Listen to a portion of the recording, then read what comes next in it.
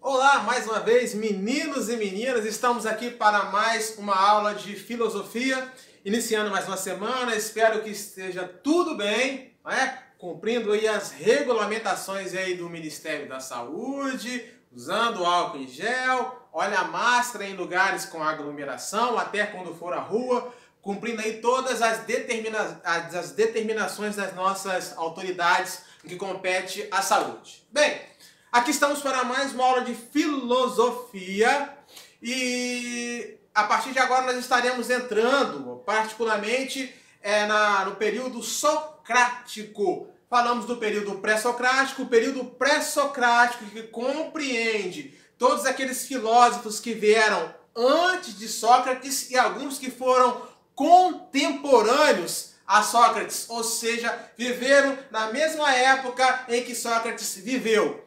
E já falamos também que os pré-socráticos buscavam na natureza a origem de todas as coisas, ou a origem do mundo. Os pré-socráticos focavam na natureza, eles passaram de uma cosmogonia para uma cosmologia. A cosmogonia que focalizava na origem do mundo através dos deuses. A cosmologia já é um discurso racional acerca da origem do mundo. Os pré-socráticos abordaram esse discurso racional acerca da origem do mundo, não buscando essa origem nos deuses, mas buscando essa origem na natureza. Lembra que nós falamos aqui, por exemplo, Tales de Mileto, o primeiro filósofo, ele buscou na água a água como a substância primordial que deu origem a todas as coisas. Então Tales, ele buscou na água a substância primordial que deu origem a todas as coisas, e outros tantos, um priorizou o fogo, o outro, como Pitágoras, priorizou os números ou o número, e por aí em diante. Porém, contudo, todavia, quando nós passamos do período pré-socrático para o período socrático, nós compreendemos aí pelo menos dois filósofos e um grupo filosófico. No período pré-socrático nós tínhamos as escolas filosóficas, como por exemplo a escola jônica, a escola eleática, a escola da pluralidade, a escola pitagórica. Agora, no período socrático, nós teremos dois filósofos que nós estudaremos.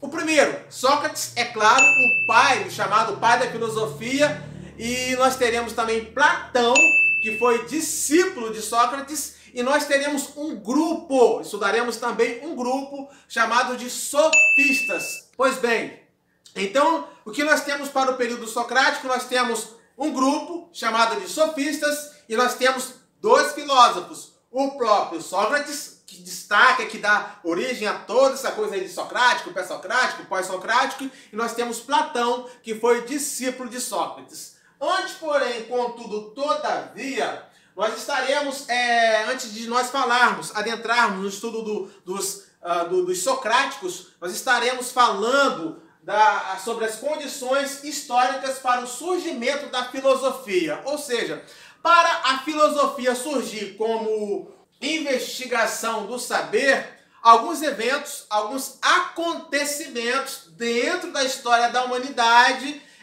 aconteceram para que proporcionasse tal surgimento, ou seja, o surgimento da filosofia. E quais eventos foram esses? Quais acontecimentos foram esses? Eu vou enumerar aqui para vocês seis eventos, 6 acontecimentos que foram imprescindíveis para o surgimento da filosofia.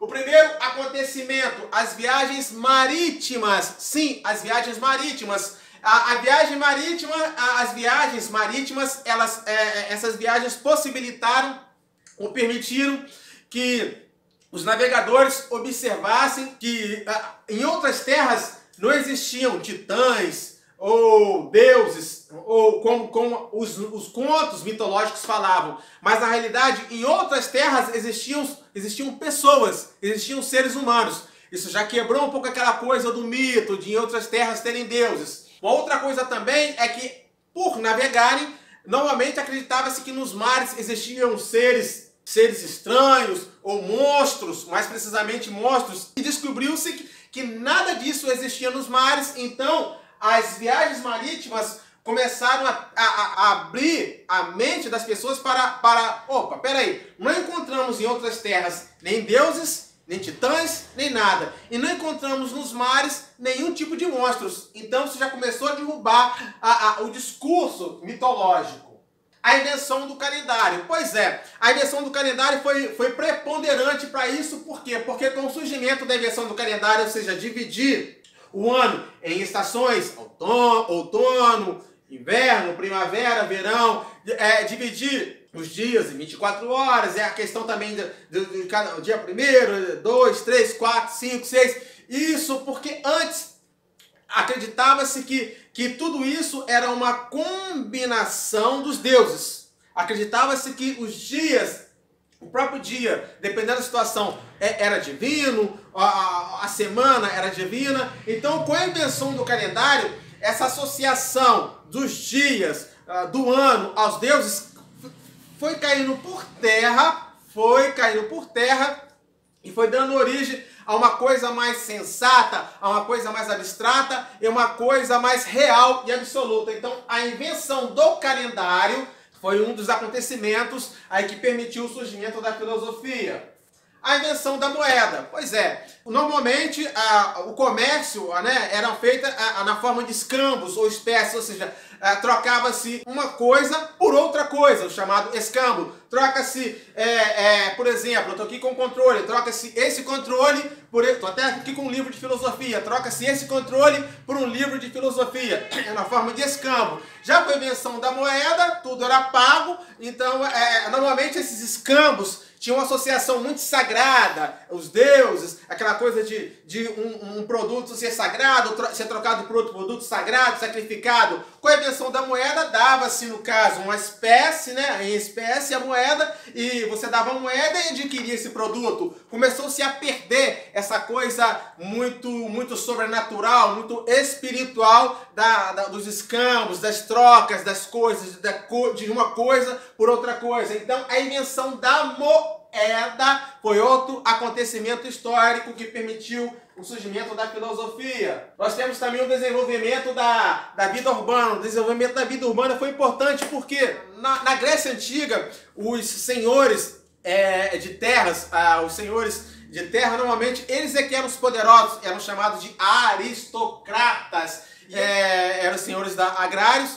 E quando começou a haver um desenvolvimento do comércio, do desenvolvimento do artesanato e do comércio, começou-se a surgir centros urbanos. Criou novas perspectivas, criaram novas pessoas com dinheiro. Aqueles senhores lá agrários começaram a serem um pouco, digamos assim, deixados de lado. E a influência dos artesãos, a influência do comércio, começou a cooperar para o surgimento, para o desenvolvimento da vida urbana. Com isso surgiu uma nova narrativa, com isso surgiu uma nova perspectiva, com isso surgiu a democracia, com isso surgiu a política, com isso permitiu que o discurso tomasse frente, isso permitiu que a forma racional de desenvolver o pensamento